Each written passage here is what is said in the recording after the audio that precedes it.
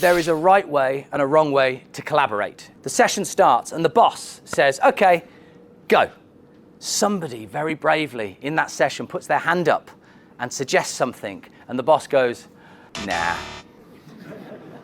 If that ever happens, how do we feel? Two things. We feel negative, first of all, because we've heard the word no, we've been rejected. We feel negative. Also, we feel judged. We feel like this room is judging me. And then you don't get the best out of the session, you don't get the best out of the team. There is another way to create a collaborative approach, and it's something that we used to do when we were writing the TV show.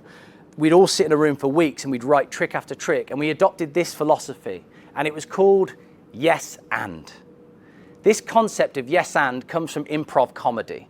Improv comedy performers, they have one rule. If we're working together in a group, whatever is suggested by one person, the rest of the group has to say yes, and they have to add to it. Yes and. Now let's implement that into a work scenario. Same scenario, we're in a meeting room and we adopt a yes and culture. Somebody starts with an idea over here. Everyone else in the room, all they're looking for is yes and. Someone else says yes and.